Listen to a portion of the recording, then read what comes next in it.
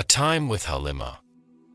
Like many other women in Mecca, Aminah decided to send her son away from the city for his early years to the desert where it was more healthy. Women from the desert used to come to Mecca to collect the new babies, and they would then keep them until they developed into strong children for which they were well paid by the parents. Among the women who traveled to Mecca to fetch a new baby at the time Aminah's son was born was a Bedouin woman called Halima. With her was her husband and baby son. They had always been very poor, but this year things were harder than ever because there had been famine.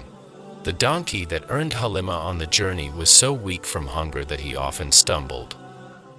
Halima's own baby son cried all the time because his mother could not feed him properly.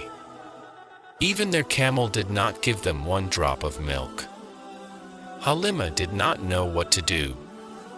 She thought to herself, "How can I possibly feed another baby when I haven't got enough milk even for my own son?" At last they reached Mecca.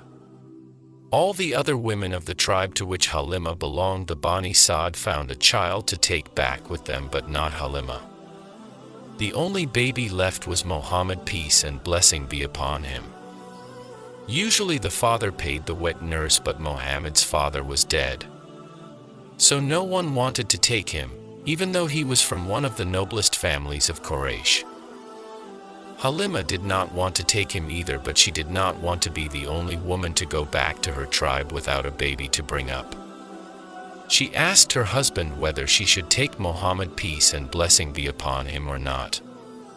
He advised her to do so, adding, "Perhaps Allah will bless us because of him." They started on the return journey, and as soon as Halima began to feed Muhammad, peace and blessing be upon him, her milk suddenly increased and she had enough for him as well as her baby son. When they were back home, everything began to change. The land became green, and the date trees, one of their main sources of food, gave lots of fruit. Even the sheep and their old camel began to give plenty of milk.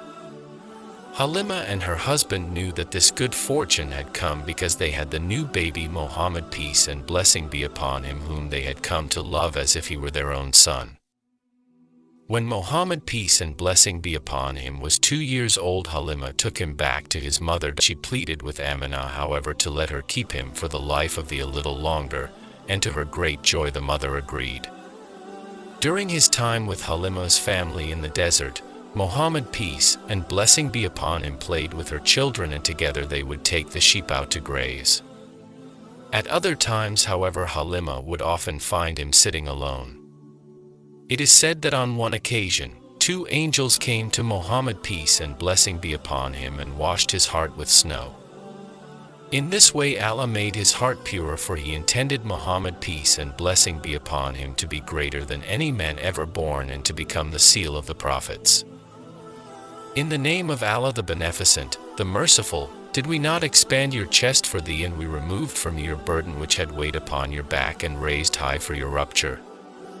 For indeed with hardship comes ease. So when you have finished, then stand up and to your Lord direct."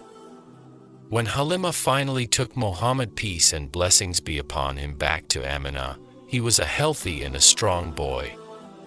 Later he would look back with joy on the time he had spent with Halima, and he always thought of himself as one of the Bani Sa'd.